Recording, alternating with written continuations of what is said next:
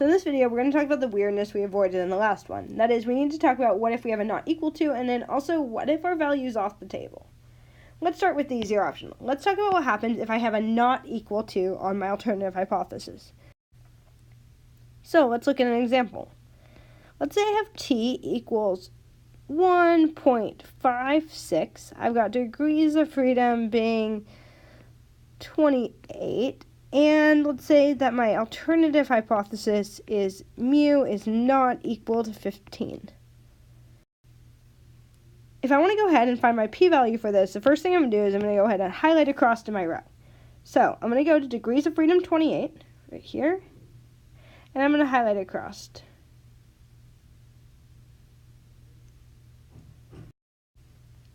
After I've done that, the next thing I do is I go ahead and I find the values that are closest to mine.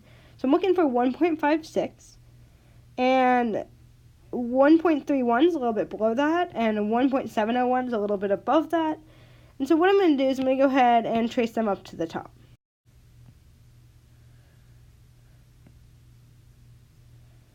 Now, there's a little bit of a problem with that, and that when I trace them to the top, I get 0.10 and 0.05. But these are one-sided end tails, and I have not equal to, which means I need two end tail.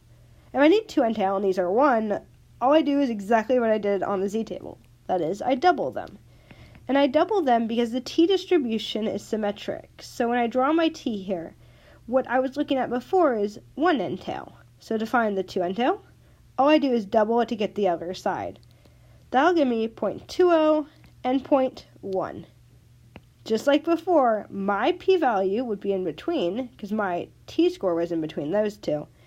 So my p-value is in between 0.2 and 0.1.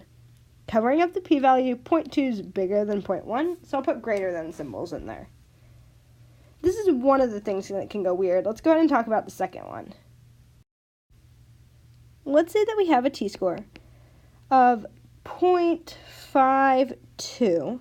I've got degrees of freedom 30, and my alternative hypothesis is mu is greater than 10. When I go to find my p-value here, I'm going to do exactly the same first step. I'm going to go to degrees of freedom 30 and highlight over. Then I'm going to go ahead and try and find things that are closest to 0.52. The problem is when I look across this, there's nothing close to 0.52. In fact, the closest I can get is 0.683.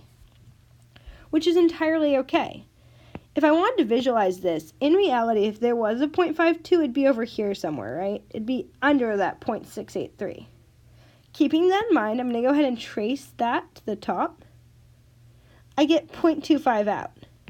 Notice that as I go across here, 0.25, 0.20, 0.15, 0.10, 0.05, those values are going down, which is why I keep putting greater than symbols from left to right. I'm going to do the same thing here. If I could trace 0.52 up, whatever value I would get there, that is my p-value, would be greater than that 0.25. So in this case, my p-value is bigger than 0.25. In short, if it's off the table, we just border it with whichever one is closest. Let's do one more example. In this case, let's say we have a t-score of 9.17, a degrees of freedom of 36, and our alternative hypothesis is going to be mu is greater than 12. Now, when we go to do this, the first thing we need to look at is the fact that we don't have a degrees of freedom 36. Remember, we've mentioned before, anytime our degrees of freedom is not on the table, we will always round down. So if I'm rounding down here and there's not a 36, then what I'll do is I'll go ahead and I'll use 30. So tracing that 30 across then, I go ahead and I look for what's closest to my t-score. My t-score is 9.17, so when I look at this here, the closest thing I can actually find is going to be 3.646. Since that's as close as I can get, I'll go ahead and I'll trace that up to the top. And when I do that, I get 0.0005. Now, the thing to keep in mind here is that if 9.17 were on the table, it'd be over here on this side, right? That is, it'd be bigger than 3.646, which means when I trace my p-value up there, my p-value would be on that side. It'd be further over to the right. And I know that as I go from left to right on this table, my p-values are getting smaller and smaller and smaller, which means I'll put a greater than symbol in there. It's important to be able to read this, and that is 0.0005 is greater than my p-value, or if I want to reverse the order of it, this is the same as saying my p-value is less than 0.005. Notice I switched which one was which meant I switched my symbol. Hopefully this clears up the remaining concerns we had about using the t-table. We talked about, well, what happens if it's not equal to? Well, we just double it. And what happens if it's off the table? Well, we just choose whichever one's closer.